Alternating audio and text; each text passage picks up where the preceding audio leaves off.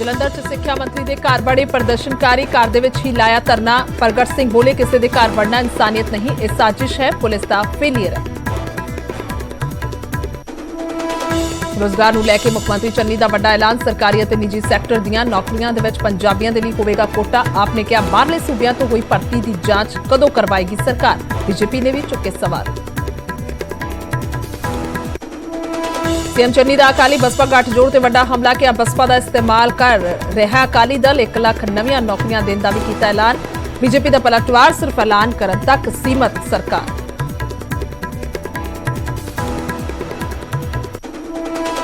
कांग्रेस को लेकर सुखबीर बादल का विवादित बयान। कहा कांग्रेस का झंडा चुकने वाले सिख कौम के गद्दार।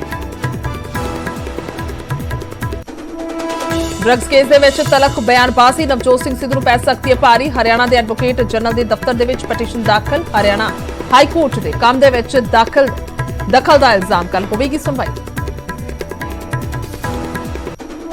ਕੇਂਦਰ ਸਰਕਾਰ ਨੇ ਸੁਪਰੀਮ ਕੋਰਟ 'ਚ ਦਾਇਰ ਹਲਫਨਾਮੇ 'ਚ ਕੀਤਾ ਦਾਅਵਾ। ਪਰਾਲੀ ਦੇ ਨਾਲ ਦਿੱਲੀ ਦੇ ਵਿੱਚ ਮਹਿਜ਼ 4% ਹੀ ਹੁੰਦਾ ਪ੍ਰਦੂਸ਼ਣ। ਪਿਛਲੀ ਸੁਣਵਾਈ ਦੇ ਵਿੱਚ ਸੋਲਿਸਿਟਰ ਜਨਰਲ ਨੇ 30% ਪ੍ਰਦੂਸ਼ਣ ਦੇ ਲਈ ਪਰਾਲੀ ਨੂੰ ਠਹਿਰਾਇਆ ਸੀ ਜ਼ਿੰਮੇਵਾਰ। पंजाब बीजेपी के वफद ने राष्ट्रपति के नाल कीती मुलाकात। करतारपुर लांघा खोलण दे लई सौंपिया मंग पत्र। शाम नूं गृह मंत्री अमित शाह दे नाल भी बैठक। भैण मालविका दे सियासत दे विच उतरदे ही सोनू सूद सरगर्म। मोगा दे पिंडां दा कर रहे दौरा। लोकां दीआं मुश्किलां हल करन दा भी दे रहे भरोसा। सरहंद पटियाला मार्ग से पिंड आदमपुर की नहर चों मिले हथियार। पुलिस ने गोताखोरां की मदद के नाल नहर दे विचों कढिया असला। 2 गोले, देसी कट्टे ते 2 बंदूकां बरामद।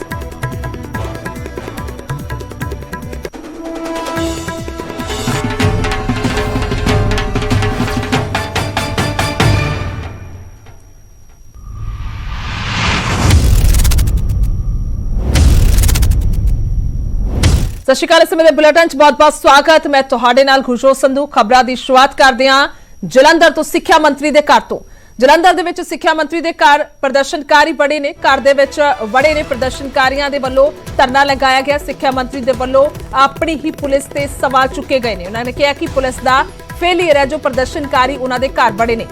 यह पुलिस दा फेलियर है, इस दे विच कोई साजिश है। पुलिस मुलाजमां ते कार्रवाई की गल कही है और कुल मिला के उन्होंने वल्लों एतराज जताया गया क्योंकि उन्होंने कहना कि उन्होंने घर दे विच बजुर्ग ने और बीमार ने, यानी कि उन्होंने माता पिता बजुर्ग भी ने और बीमार भी ने। और खास तौर पर जो इस तरह के प्रदर्शनकारी घर दे विच वड़े ने तो उन्होंने इतराज है और साजिश भी उन्होंने कहा और नाल ही कहा कि पुलिस का फेलियर भी है। अपनी ही सरकार ते सिक्ख्या मंत्री प्रगट सिंह सवाल चुकते हुए नजर आए ने। दस दईए कि बेरोजगार अध्यापकों की यूनियन के वलों लगातार लंबे समय तो प्रदर्शन किए जा रहे हैं। पहला प्रदर्शन पटियाला दे विच हुंदे सी क्योंकि मुख मंत्री उत्थे सन। उस तो बाद जेकर गल की जाए तो संगरूर दे विच हुंदे सी क्योंकि उत्थे सिक्ख्या मंत्री सन। तो अजकल प्रदर्शन जलंधर दे विच नजर आउंदे ने, मोरिंडा दे विच नजर आउंदे ने। सो इस दे चलदे ही जलंधर दे विच प्रदर्शनकारियों दे वलों जिथे धरना दिता जा रहा सी तो उन्हां दे वलों अज उन्हां दे घर दे विच बैठ के धरना दिता जा रहा, यानी कि घर दे विच वड़े ने प्रदर्शनकारी। जिस तो बाद सिक्ख्या मंत्री दे वल्लों प्रेस कॉन्फ्रेंस की गई और बाकायदा प्रेस कॉन्फ्रेंस करके उन्होंने इस ते इतराज जताया। कहा कि पुलिस का फेलियर है क्योंकि उत्थे बाकायदा अफसरां की जिम्मेवारी लगाई गई सी, ड्यूटी लगाई गई सी कि कोई भी प्रदर्शनकारी इस तरह के नाल घर दे विच ना वड़े। हालांकि जो जानकारी साडे पत्रकार के हवाले तो आई है यह भी है कि उस अफसर नूं लाइन हज़र किया गया, उन्हां तो जवाब लिया जाएगा। पर प्रेस कॉन्फ्रेंस करके बकायदा सिक्ख्या मंत्री दे वल्लों इस ते इतराज जताउणा, सवाल चुकना, इसकी की लोड़ है, यह भी सवाल किते वड्डे ने क्योंकि उन्हां दी ही सरकार है। सो जलंधर दे विच जो कुछ होया उसदियां तस्वीरां भी तुहानूं एक पासे विखा पा रहे हां। किस तरह दे नाल बेरोजगार यूनियन के प्रदर्शनकारी घर दे विच वड़े ने और घर दे विच बैठ के इन्हां दे वल्लों धरना लगाया गया। सो कुल मिला के साजिश का खदशा है सिक्ख्या मंत्री होरां नूं और नाल ही पुलिस का फेलियर भी करार दे रहे हैं। और लगातार प्रदर्शनकारियों की गल की जाए तो प्रदर्शन करते हैं ਵੱਖ-ਵੱਖ यूनियन के ये जोड़े प्रदर्शनकारी ने वो नजर आते हैं धरनियां दे विच।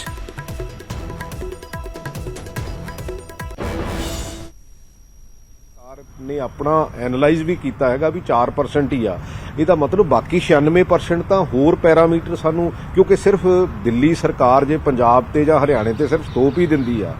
ਮੈਨੂੰ लगता ये भी कोई गल ठीक नहीं है और ਇਹਦੇ ਤੇ ਦਿੱਲੀ ਸਰਕਾਰ ਨੂੰ ਆਪਣੇ ਜਿਹੜੇ ਪੈਰਾਮੀਟਰਸ ਆ ਉਹਨੂੰ ਠੀਕ ਕਰਨ ਦੀ ਜ਼ਰੂਰਤ ਹੈ ਤਾਂ ਕਿ ਜਿਹੜਾ ਪੋਲੂਸ਼ਨ ਆ ਉੱਥੇ ਘੱਟ ਹੋ ਜਾਵੇ। ਔਰ ਉੱਥੇ ਬਜ਼ੁਰਗ ਹੈਗੇ ਆ ਬਜ਼ੁਰਗ ਵੀ ਆ, ਡਾਇਬਟਿਕ ਵੀ ਆ, ਬਜ਼ੁਰਗ ਹਾਰਟ ਪੇਸ਼ੈਂਟ ਵੀ ਆ, ਔਰ ਮੈਂ ਤਾਂ ਈਵਨ ਕੋਵਿਡ ਦੇ ਵਿੱਚ ਉਹਨਾਂ ਦੇ ਕਈ ਦਿਨ ਨੇੜੇ ਨਹੀਂ ਗਿਆ ਵੀ ਕੋਈ ਇਹੋ ਜਿਹੀ ਪ੍ਰੋਬਲਮ ਨਾ ਹੋ ਜਾਵੇ, ਲੇਕਿਨ ਇਹ ਉਹਨਾਂ ਨੂੰ ਸਟ੍ਰੈਸ ਦੇ ਰਹੇ ਆ। ਅੱਛਾ 18 ਘੰਟੇ ਮੈਂ ਕੰਮ ਕਰ ਰਿਹਾ, ਔਰ ਬਦਕਿਸਮਤੀ ਇਹ ਆ ਵੀ ਜੇ 18 ਘੰਟੇ ਕੰਮ ਕਰਨ ਤੋਂ ਬਾਅਦ ਵੀ ਇਦਾਂ ਦੇ ਹਾਲਾਤ ਪੈਦਾ ਹੋਣੇ ਆ ਵੀ ਜੇ ਮੈਨੂੰ ਲੱਗਦਾ ਮੈਂ ਸਾਰਿਆਂ ਨੂੰ 5-5 6-6 ਵਾਰੀ ਮਿਲ ਲਿਆ, ਔਰ ਇਹ ਬੜਾ ਅਨਕਾਲਡ ਫॉर ਆ। ਇਹ ਕਿਹੜੇ ਸਮਾਜ ਦੀ ਗੱਲ ਇਹ ਕਰਨਗੇ ਜਾਂ ਕਿਹੜੇ ਸਮਾਜ ਨੂੰ ਕਿੱਧਰ ਨੂੰ ਲੈ ਕੇ ਜਾਣਗੇ ਇਹ ਲੋਕ ਜਿਹੜੇ ਆ। ਕਿਉਂਕਿ ਮੈਨੂੰ ਇਹ ਆ ਕਿ ਯਾਰ ਜੇ ਬਜ਼ੁਰਗਾਂ ਨੂੰ ਕੁਝ ਹੋ ਗਿਆ ਤੇ then who will be responsible for this. ਜਿਸ ਤਰੀਕੇ ਨਾਲ ਅੰਦਰ ਦਾਖਲ ਹੋਇਆ ਇਹਦੇ ਪਿੱਛੇ ਤੁਸੀਂ ਫੇਲਿਅਰ ਕਿਦਾਂ ਮੰਨਦੇ ਹੋ? ਸਿਸਟਮ ਦਾ, ਪੁਲਿਸ ਦਾ ਫੇਲਿਅਰ ਹੈਗਾ? ਕਿਉਂਕਿ ਜੇਕਰ ਉਹ ਪ੍ਰੋਟੈਸਟ ਕਰ ਰਹੇ ਸੀਗੇ, ਨਹੀਂ ਮੈਨੂੰ ਤਾਂ ਲੱਗਦਾ ਇਹ ਆਰਗੇਨਾਈਜ਼ਡ ਸਿਸਟਮ ਆ, ਇਹ ਕੋਈ ਸਾਜ਼ਿਸ਼ ਹੋਣੀ ਆ ਜਾਂ ਤਾਂ ਕਿਉਂਕਿ ਹੋ ਸਕਦਾ ਪੁਲਿਸ ਦਾ ਫੇਲਿਅਰ ਵੀ ਹੋਵੇ ਇਹਦੇ ਵਿੱਚ, ਲੇਕਿਨ ਅਨਫੋਰਚੂਨੇਟ ਲਿਆ ਜੇ ਤੁਸੀਂ ਮੈਂ ਕਹਿੰਦਾ ਆਫੀਸ਼ੀਅਲ ਉਹਦੇ ਤੇ ਆ ਜਾਓ ਤੁਸੀਂ। ਅੱਛਾ ਜੇ ਕਿਸੇ ਨੇ ਡਿਸਕਸ ਕਰ ਲਵੇ, ਮੈਂ ਤਾਂ ਇਹਨਾਂ ਨੂੰ 5-5 6-6 ਵਾਰੀ ਮਿਲ ਹਟਿਆ, ਪਰ ਜੇ ਮੈਂ ਵੀ ਉੱਥੇ ਨਹੀਂ ਹੈਗਾ, ਅੱਛਾ ਪ੍ਰਾਈਵੇਟ ਘਰ ਹੈ, ਬਜ਼ੁਰਗ ਹੈ, ਅੱਛਾ ਇਨਸਾਨੀਅਤ ਵੀ ਤਾਂ ਕਿਤੇ ਤਾਂ ਇਨਸਾਨੀਅਤ ਖੜਦੀ ਹੈ ਨਾ, ਕਿਤੇ ਤਾਂ ਇਨਸਾਨੀਅਤ ਹੋਣੀ ਚਾਹੀਦੀ। ਸੋ ਇਹ ਇਲਜ਼ਾਮ ਨੇ ਔਰ ਕੁੱਲ ਮਿਲਾ ਕੇ ਖਦਸ਼ੇ ਵੀ ਨੇ ਕਿ ਹਾਲਾਤ ਇਸ ਵੇਲੇ ਕੀ ਨੇ। ਸਿੱਧਾ ਚੱਲਦੇ ਹਾਂ ਜਲੰਧਰ, ਸੁਰਿੰਦਰ ਕੰਬੋਜ ਨੇ ਸਾਡੇ ਨਾਲ ਗੱਲਬਾਤ ਦੇ ਲਈ। ਸੋ ਸੁਰਿੰਦਰ, ਸਭ ਤੋਂ ਪਹਿਲਾਂ ਮੌਜੂਦਾ ਸਥਿਤੀ ਜਾਣਨਾ ਚਾਹਾਂਗੇ ਕਿ ਆਖਿਰਕਾਰ ਘਰ ਦੇ ਵਿੱਚ ਹੀ ਨੇ ਪ੍ਰਦਰਸ਼ਨਕਾਰੀ ਜਾਂ ਫਿਰ ਉੱਥੋਂ ਜਾ ਚੁੱਕੇ ਨੇ? ਬਿਲਕੁਲ ਗੁਰਜੋਤ, ਜਿੱਦਾਂ ਤਸਵੀਰਾਂ ਤੁਹਾਨੂੰ ਦਿਖਾ ਦਿੰਦੇ ਇਸ ਵੇਲੇ ਪੁਲਿਸ ਮੁਲਾਜ਼ਮ ਵੀ ਜਿਹੜੇ ਹੈਗੇ ਨੇ ਤੇ ਤਾਇਨਾਤ ਹੈਗੇ ਨੇ, ਔਰ ਜਿਹੜੀ ਬੈਰੀਕੇਡਿੰਗ ਪ੍ਰਦਰਸ਼ਨਕਾਰੀਆਂ ਵੱਲੋਂ ਤੋੜੀ ਗਈ ਸੀ ਉਹਦੀ ਰਿਪੇਅਰ ਦਾ ਕੰਮ ਵੀ ਚੱਲ ਰਿਹਾ। ਫਿਲਹਾਲ ਜਿਹੜੇ ਪ੍ਰਦਰਸ਼ਨਕਾਰੀ ਸੀਗੇ ਟੈਟ ਪਾਸ ਅਧਿਆਪਕ, ਉਹਨਾਂ ਨੂੰ ਇਸ ਵੇਲੇ ਇਥੋਂ ਪੁਲਿਸ ਵੱਲੋਂ ਜਾਂ ਪ੍ਰਸ਼ਾਸਨ ਅਧਿਕਾਰੀਆਂ ਵੱਲੋਂ 7 ਤਰੀਕ ਦਾ ਜਿਹੜਾ ਹੈਗਾ 17 ਤਰੀਕ ਦਾ ਜਿਹੜਾ ਟਾਈਮ ਹੈਗਾ ਮੀਟਿੰਗ ਦਾ ਦੇ ਕੇ ਉਹਨਾਂ ਨੂੰ ਇਥੋਂ ਭੇਜ ਦਿੱਤਾ ਹੈਗਾ। ਬਾਕੀ ਡੀਐਸਪੀ ਗੁਰਪ੍ਰੀਤ ਸਿੰਘ ਸਾਡੇ ਨਾਲ ਹੈਗੇ ਨੇ, ਉਹਨਾਂ ਨਾਲ ਗੱਲ ਕਰਦੇ। ਸਰ, ਅੱਜ ਤੁਸੀਂ ਮੌਕੇ ਤੇ ਮੌਜੂਦ ਸੀਗੇ, ਕੀ ਗੱਲ ਕੀ ਹੋਈ ਜਦੋਂ ਪ੍ਰਦਰਸ਼ਨਕਾਰੀ ਸਰਦਾਰ ਪ੍ਰਗਟ ਸਿੰਘ ਦੇ ਘਰ ਪੁੱਜ ਗਏ ਸੀਗੇ? ਪਹਿਲਾਂ ਤਾਂ ਮੈਂ ਮੌਕੇ ਤੇ ਨਹੀਂ ਸੀਗਾ, ਐਸਐਚਓ ਵਾਸ देयर। ਉਹਨਾਂ ਨੇ ਪ੍ਰੋਟੈਸਟ ਕੀਤਾ ਤੇ ਉਹ ਚਾਹੁੰਦੇ ਸੀਗੇ ਆਪਣੀਆਂ ਮੰਗਾਂ ਰੱਖਣੀਆਂ। ਇਹਦੇ ਰਿਗਾਰਡਿੰਗ ਉਹਨਾਂ ਦੀ ਅਸੀਂ ਮੀਟਿੰਗ ਫਿਕਸ ਕਰਾਤੀ ਹੈ ਜੋ 17 ਤਰੀਕ ਨੂੰ ਹੈਗੀ ਹੈ ਜੀ। ਕੁਝ ਜਿਹੜੇ ਮੌਕੇ ਤੇ ਇੱਥੇ ਐਸਐਚਓ ਜਿਨ੍ਹਾਂ ਨੂੰ ਡਿਊਟੀ ਲੱਗੀ ਹੋਈ ਸੀਗੀ, ਇਹ ਵੀ ਕਿਹਾ ਵੀ ਪੁਲਿਸ ਦੀ ਕਾਰਜਪ੍ਰਣਾਲੀ ਜਿਹੜੀ ਢਿੱਲੀ ਪਈ ਸੀਗੀ, ਉਹ ਜਿਹਦੇ ਕਰਕੇ ਉਹਨਾਂ ਨੂੰ ਲਾਈਨ ਹਾਜ਼ਰ ਵੀ ਅੱਜ ਕਰ ਦਿੱਤਾ ਗਿਆ। ਨਹੀਂ, ਏਦਾਂ ਦਾ ਮੇਰੀ ਨੌਲੇਜ ਹੈ ਨਹੀਂ ਕਿ ਉਹਨਾਂ ਨੂੰ ਲਾਈਨ ਹਾਜ਼ਰ ਕੀਤਾ ਗਿਆ। ਜਿਹੜੇ ਆਲਾ ਅਧਿਕਾਰੀ ਹੈਗੇ ਉਹਨਾਂ ਨਾਲ ਪੁੱਛਿਆ ਸੀਗਾ, ਉਹਨਾਂ ਨੇ ਸਾਨੂੰ ਦੱਸਿਆ ਸੀਗਾ ਵੀ ਉਹਨਾਂ ਨੂੰ ਲਾਈਨ ਹਾਜ਼ਰ ਕਰ ਦਿੱਤਾ ਹੈ। ਉਹ ਅਸੀਂ ਕਨਫਰਮ ਕਰ ਲੈਂਦੇ, ਜੋ ਵੀ ਆਰਡਰ ਹੋਏ ਉਹਦੀ ਕੰਪਲਾਈਂਸ ਹੋ ਜਾਏਗੀ ਜੀ। ਬਿਲਕੁਲ ਗੁਰਜੋਤ, ਜਿੱਦਾਂ ਕਿ ਡੀਐਸਪੀ ਸਾਹਿਬ ਜਿਹੜੇ ਮੌਕੇ ਤੇ ਇਸ ਵੇਲੇ ਮੌਜੂਦ ਹੈਗੇ ਨੇ, ਉਹਨਾਂ ਦਾ ਸਾਫ਼-ਸਾਫ਼ ਕਹਿਣਾ ਵੀ ਜਿਹੜਾ ਉਹ ਉਸ ਵੇਲੇ ਮੌਕੇ ਤੇ ਮੌਜੂਦ ਨਹੀਂ ਸੀਗੇ, ਪਰ ਹੁਣ ਇਸ ਵੇਲੇ ਮੌਕੇ ਤੇ ਮੌਜੂਦ ਆ। ਜੋ ਤਸਵੀਰਾਂ ਜਿਹੜੀਆਂ ਹੈਗੀਆਂ ਤੁਹਾਡੇ ਸਾਹਮਣੇ ਹੈਗੀਆਂ, ਔਰ ਇਸ ਵੇਲੇ ਜਿਹੜੇ ਪੁਲਿਸ ਅਧਿਕਾਰੀ ਹੈਗੇ ਜਾਂ ਪੁਲਿਸ ਮੁਲਾਜ਼ਮ ਹੈਗੇ, ਉਹਨਾਂ ਦੀ ਗਿਣਤੀ ਬੇਸ਼ੱਕ ਘੱਟ ਹੈਗੀ ਆ, ਪਰ ਜਿਹੜੇ ਪ੍ਰਦਰਸ਼ਨਕਾਰੀ ਹੈਗੇ, ਅਧਿਆਪਕ ਸੀਗੇ ਜਿਹੜੇ ਇੱਥੇ ਪ੍ਰਦਰਸ਼ਨ ਕਰ ਰਹੇ ਸੀਗੇ, ਉਹਨਾਂ ਨੂੰ 17 ਤਰੀਕ ਦਾ ਜਿਹੜਾ ਮੀਟਿੰਗ ਹੈਗੀ ਆ ਉਹਦਾ ਕਹਿ ਕੇ ਉਹ ਇਥੋਂ ਭੇਜ ਦਿੱਤਾ ਗਿਆ ਹੈਗਾ। ਪਰ ਜਿਹੜੀ ਗੱਲ ਸਾਹਮਣੇ ਆਈ, ਜਿਹੜੀ ਬੈਰੀਕੇਡਿੰਗ ਇੱਥੇ ਕੀਤੀ ਗਈ ਸੀਗੀ ਸਵੇਰ ਤੋਂ ਲੈ ਕੇ ਸ਼ਾਮ ਤੱਕ, ਜਿਹੜੀ ਪ੍ਰਦਰਸ਼ਨਕਾਰੀਆਂ ਵੱਲੋਂ ਧੱਕਾ ਮੁੱਕੀ ਵੀ ਹੋਈ ਪੁਲਿਸ ਨਾਲ, ਔਰ ਉਸ ਬੈਰੀਕੇਡਿੰਗ ਨੂੰ ਵੈਲਡਿੰਗ ਕਰਕੇ ਰਿਪੇਅਰ ਕੀਤਾ ਜਾ ਰਿਹਾ ਤਾਂ ਕਿ ਦੁਬਾਰਾ ਇਸ ਇਲਾਕੇ ਨੂੰ, ਇਸ ਘਰ ਨੂੰ ਦੁਬਾਰਾ ਬੈਰੀਕੇਡ ਕੀਤਾ ਜਾ ਸਕੇ। ਫਿਲਹਾਲ ਦੀ ਘੜੀ ਦੇ ਵਿੱਚ ਜਿਹੜਾ ਇਸ ਵੇਲੇ ਪ੍ਰਗਟ ਸਿੰਘ ਦੇ ਘਰ ਦੇ ਬਾਹਰ ਪੁਲਿਸ ਮੁਲਾਜ਼ਮ ਤਾਇਨਾਤ ਹੈਗੇ ਨੇ, ਆਲਾ ਅਧਿਕਾਰੀ ਵੀ ਤਾਇਨਾਤ ਹੈਗੇ ਨੇ, ਪਰ ਜੇ ਪ੍ਰਦਰਸ਼ਨਕਾਰੀਆਂ ਦੀ ਗੱਲ ਕਰੀਏ, ਪ੍ਰਦਰਸ਼ਨਕਾਰੀ ਇੱਥੇ ਨਹੀਂ ਹੈਗੇ ਨੇ। ਉਹਨਾਂ ਦੀ 17 ਤਰੀਕ ਦੀ ਮੀਟਿੰਗ ਦਾ ਉਹਨਾਂ ਨੂੰ ਦੱਸ ਕੇ ਤੇ ਉਹਨਾਂ ਨੂੰ ਇੱਥੋਂ ਜਿਹੜਾ ਭੇਜ ਦਿੱਤਾ ਗਿਆ। ਇਸ ਵੇਲੇ ਦੀਆਂ ਤਸਵੀਰਾਂ ਹੈਗੀਆਂ ਬਿਲਕੁਲ ਸ਼ਾਂਤਮਈ ਜਿਹੜਾ ਮਾਹੌਲ ਜਿਹੜਾ ਹੈ ਜਾਰੀ ਤਾਂ ਕਿ ਦੁਬਾਰਾ ਲਗਾਇਆ ਜਾਵੇ। ਥੋੜਾ ਜਿਹਾ ਤੁਸੀਂ ਮੌਕੇ ਤੇ ਮੌਜੂਦ ਹੋ, ਥੋੜਾ ਜਿਹਾ ਸਮਝਣਾ ਚਾਹਾਂਗੇ ਕਿ ਜਿਹੜੀ ਬੈਰੀਕੇਡਿੰਗ ਹੈ ਉਹ ਕਿੰਨੀ ਵਿੱਥ ਤੇ ਲਾਈ ਗਈ ਸੀ, ਯਾਨੀ ਕਿੰਨੀ ਦੂਰੀ ਤੇ ਲਾਈ ਗਈ ਸੀ ਕਿ ਜੋ ਆਸਾਨੀ ਦੇ ਨਾਲ ਪ੍ਰਦਰਸ਼ਨਕਾਰੀ ਘਰ ਦੇ ਵਿੱਚ ਵੜ ਗਏ ਨੇ, ਕਿਉਂਕਿ ਡਿਊਟੀ ਬਕਾਇਦਾ ਲਗਾਈ ਗਈ ਸੀ ਪੁਲਿਸ ਮੁਲਾਜ਼ਮਾਂ ਦੀ ਤਾਂ ਕਿ ਉਹ ਪ੍ਰਦਰਸ਼ਨਕਾਰੀ ਘਰ ਦੇ ਵਿੱਚ ਨਾ ਵੜਨ। ਤਾਈਓ ਸਵਾਲ ਚੁੱਕੇ ਗਏ ਨੇ ਸਿੱਖਿਆ ਮੰਤਰੀ ਦੇ ਵੱਲੋਂ ਪੁਲਿਸ ਡਿਪਾਰਟਮੈਂਟ ਤੇ ਕਿ ਕਿਉਂ ਇੰਨੀ ਢਿੱਲੀ ਕਾਰਵਾਈ ਉੱਥੇ ਨਜ਼ਰ ਆਈ ਹੈ।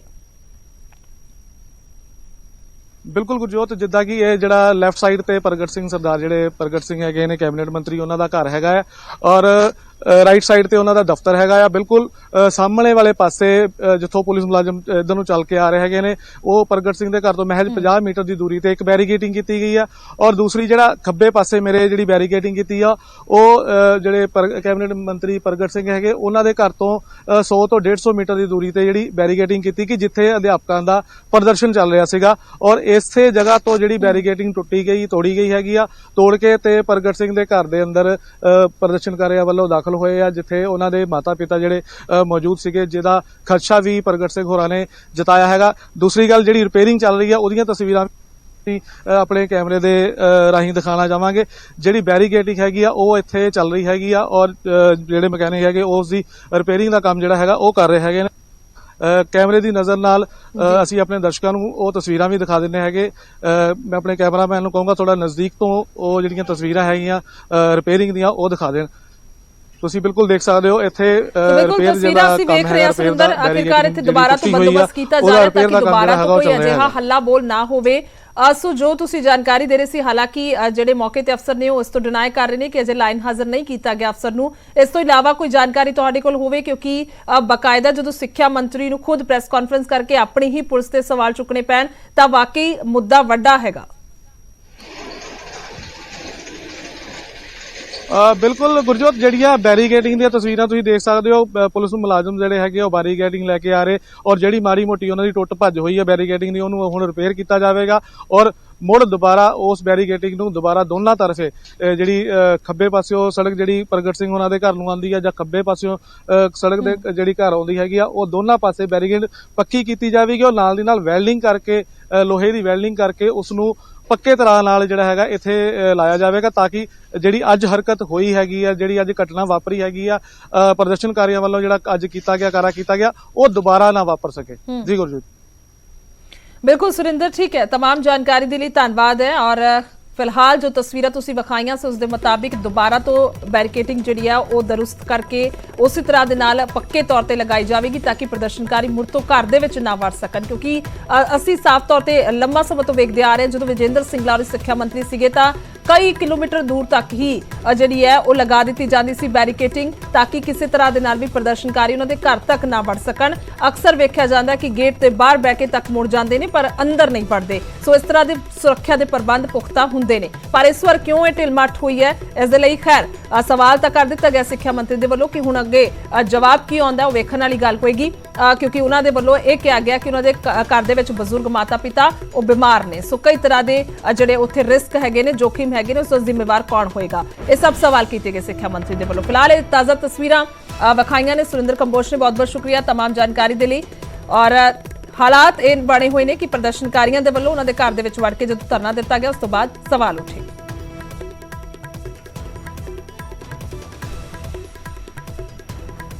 ਸੋ ਇਸ ਸਵਾਲ ਕੀਤੇ ਗਏ ਔਰ ਉਸ ਤੋਂ ਬਾਅਦ ਮੰਗ ਕੀਤੀ ਗਈ। ਉਧਰ ਸੀਐਮ ਚੰਨੀ ਉਹਨਾਂ ਦੀ ਗੱਲ ਕੀਤੀ ਜਾਵੇ ਤਾਂ ਉਹਨਾਂ ਨੇ ਅਕਾਲੀ ਬਸਪਾ ਗੱਠਜੋੜ ਤੇ ਹਮਲਾ ਕੀਤਾ ਹੈ।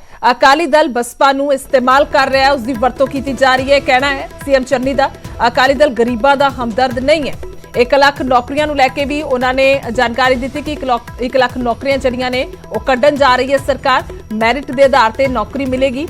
ਦੱਸ ਦਈਏ ਕਿ ਆਦਮਪੁਰ ਹਵਾਈ ਅੱਡੇ ਨੂੰ ਜਾਣ ਵਾਲੀ ਸੜਕ ਦਾ ਨਾਮ ਭਗਤ ਰਵਿਦਾਸ ਦੇ ਨਾਂ ਤੇ ਰੱਖਣ ਦਾ ਵੀ ਐਲਾਨ ਕੀਤਾ, ਪਰ ਇਸ ਦੇ ਬਾਬਤ ਕੇਂਦਰ ਦੇ ਨਾਲ ਗੱਲ ਕੀਤੀ ਜਾਏਗੀ, ਇਹ ਕਿਹਾ ਉਹਨਾਂ ਨੇ। ਔਰ ਮੁੱਖ ਮੰਤਰੀ ਚੰਨੀ ਨੇ ਕਿਹਾ ਕਿ ਛਤਰੀ ਰਾਜਪੂਤ ਜਨਰਲ ਕੈਟਾਗਰੀ ਦੇ ਵਿੱਚ ਹੀ ਰਹਿਣਗੇ, ਜਿਸ ਦਾ ਨੋਟੀਫਿਕੇਸ਼ਨ ਜਲਦ ਹੀ ਜਾਰੀ ਕਰ ਦਿੱਤਾ ਜਾਵੇਗਾ। ਸੋ ਇਹ ਫੈਸਲੇ ਜਿਹੜੇ ਨੇ ਉਹ ਸੀਐਮ ਚਰਨਜੀਤ ਚੰਨੀ ਉਹਨਾਂ ਦੇ ਵੱਲੋਂ ਲਏ ਜਾ ਰਹੇ ਨੇ। ਔਰ ਖਾਸ ਤੌਰ ਤੇ ਜੇਕਰ ਗੱਲ ਕੀਤੀ ਜਾਵੇ ਤਾਂ ਅਕਾਲੀ ਬਸਪਾ ਤੇ ਨਿਸ਼ਾਨੇ ਸਾਧਦੇ ਹੋਏ ਨਜ਼ਰ ਆਏ।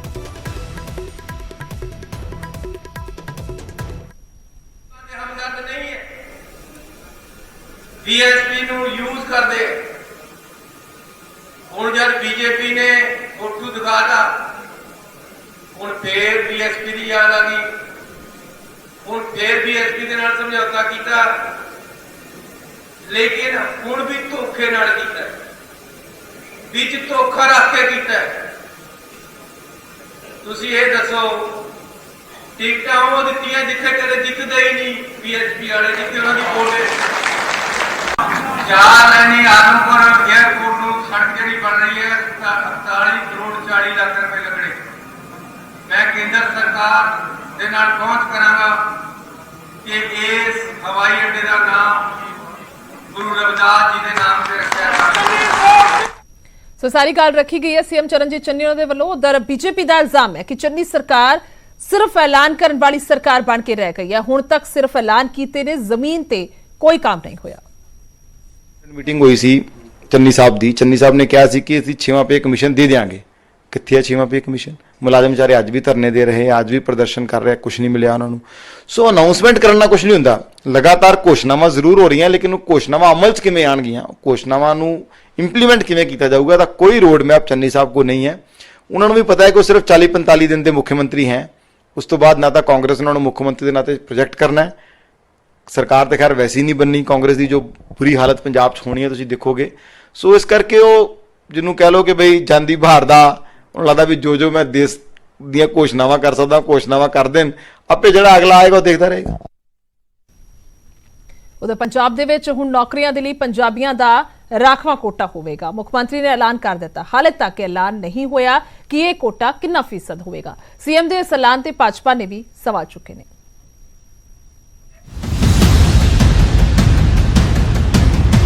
ਪੰਜਾਬ 'ਚ ਬੇਰੁਜ਼ਗਾਰੀ ਦਾ ਮੁੱਦਾ ਗੰਭੀਰ ਹੈ। ਬੀਤੇ ਦਿਨੀ ਵਿਰੋਧੀ ਪਾਰਟੀਆਂ ਵੀ ਸਵਾਲ ਚੁੱਕ ਰਹੀਆਂ ਸਨ ਕਿ ਪੰਜਾਬ ਦੇ ਵਿੱਚ ਨੌਕਰੀਆਂ ਬਾਹਰੀ ਸੂਬਿਆਂ ਦੇ ਲੋਕ ਲੈ ਜਾਂਦੇ ਨੇ। ਇਸ ਦੇ ਤਹਿਤ ਪੰਜਾਬ ਸਰਕਾਰ ਨੇ ਵੀ ਹੁਣ ਸੂਬੇ ਦੀਆਂ ਨੌਕਰੀਆਂ 'ਚ ਪਹਿਲ ਦੇਣ ਦਾ ਐਲਾਨ ਕੀਤਾ ਹੈ। ਸਰਕਾਰੀ ਤੇ ਨਿੱਜੀ ਸੈਕਟਰ ਦੀਆਂ ਨੌਕਰੀਆਂ ਦੇ ਵਿੱਚ ਕੋਟਾ ਤੈਅ ਕਰਨ ਦੀ ਤਿਆਰੀ ਕੀਤੀ ਜਾ ਰਹੀ ਹੈ। ਗੁਆਂਢੀ ਸੂਬਾ ਹਰਿਆਣਾ ਦੀ ਤਰਜ਼ ਤੇ ਸਰਕਾਰ ਕਾਨੂੰਨ ਲੈ ਕੇ ਆ ਰਹੀ ਹੈ। ਕੈਬਨਿਟ ਮੰਤਰੀ ਪ੍ਰਗਟ ਸਿੰਘ ਦਾ ਕਹਿਣਾ ਹੈ ਕਿ ਜੇ ਕੋਟਾ ਕਿੰਨਾ ਮਿਲੇਗਾ ਇਹ ਤੈਅ ਨਹੀਂ ਹੋਇਆ ਤੇ ਇਸ ਤੇ 16 ਨਵੰਬਰ ਨੂੰ ਕੈਬਨਿਟ ਮੀਟਿੰਗ ਦੇ ਵਿੱਚ ਮੋਹਰ ਲੱਗ ਸਕਦੀ ਹੈ।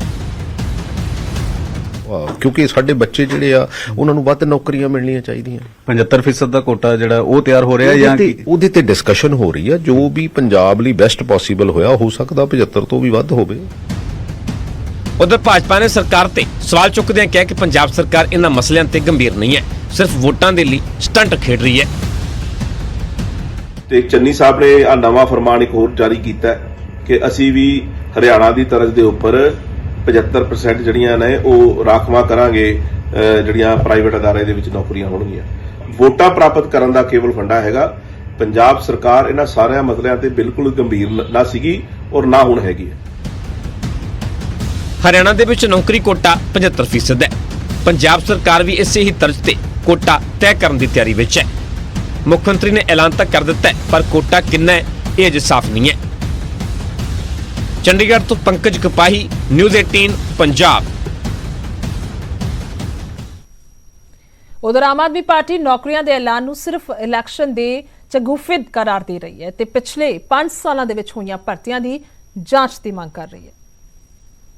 ਸਿਰ ਤੇ ਦੇਖ ਕੇ ਇਸ ਚਰਨਜੀਤ ਸਿੰਘ ਚੰਨੀ ਦੀ ਸਰਕਾਰ ਹਰ ਰੋਜ਼ ਨਵੇਂ ਸ਼ਗੂਫੇ ਨੇ ਜਿਹੜੇ ਉਹ ਛੱਡ ਰਹੇ ਨੇ। ਪਹਿਲਾਂ ਤਾਂ ਮੈਂ ਚੰਨੀ ਸਾਹਿਬ ਨੂੰ ਇਹ ਕਹਿਣਾ ਚਾਹੂੰਗਾ ਕਿ ਪ੍ਰਾਈਵੇਟ ਸੈਕਟਰ ਦੇ ਵਿੱਚ ਸਿਰਫ ਪੰਜਾਬੀਆਂ ਦੇ ਲਈ ਰਿਜ਼ਰਵੇਸ਼ਨ ਕਰਨ ਤੋਂ ਪਹਿਲਾਂ ਜਿਹੜੇ ਤੁਹਾਡੇ ਆਪਣੀ ਸਰਕਾਰ ਨੇ ਪਿਛਲੇ 5 ਸਾਲਾਂ ਦੇ ਵਿੱਚ ਸਰਕਾਰੀ ਮਹਿਕਮਿਆਂ ਦੇ ਵਿੱਚ, ਚਾਹੇ ਟੀਚਰਸ ਨੇ, ਚਾਹੇ ਪੁਲਿਸ ਮੁਲਾਜ਼ਮ ਨੇ, ਚਾਹੇ ਬਿਜਲੀ ਮੁਲਾਜ਼ਮ ਨੇ, ਜਿਹੜੇ ਨੇਬਰਿੰਗ ਸਟੇਟਸ ਤੋਂ ਭਰਤੀ ਕੀਤੇ ਨੇ, ਪਹਿਲਾਂ ਤੁਸੀਂ ਉਹਦੀ ਇਨਕੁਆਇਰੀ ਦਾ ਕਰਾ ਲਓ ਕਿ ਉਹ ਕਿਵੇਂ ਹੋਏ ਨੇ। ਕਿ ਪੰਜਾਬ ਦੀਆਂ ਨੌਕਰੀਆਂ ਪਿਛਲੇ 5 ਸਾਲਾਂ ਦੇ ਵਿੱਚ ਤੁਸੀਂ ਰਿਊੜੀਆਂ ਵਾਂਗੂ ਬਾਹਰਲੀਆਂ ਸਟੇਟਾਂ ਦੇ ਮੁੰਡਿਆਂ ਨੂੰ ਵੰਡ ਦਿੱਤੀਆਂ ਤੇ ਹੁਣ ਤੁਸੀਂ ਕਹਿੰਦੇ ਹੋ ਕਿ ਅਸੀਂ ਸਰਕਾਰੀ ਦੇ ਨਾਲ ਪ੍ਰਾਈਵੇਟ ਦੇ ਵਿੱਚ ਵੀ ਰਿਜ਼ਰਵੇਸ਼ਨ ਕਰਾਂਗੇ।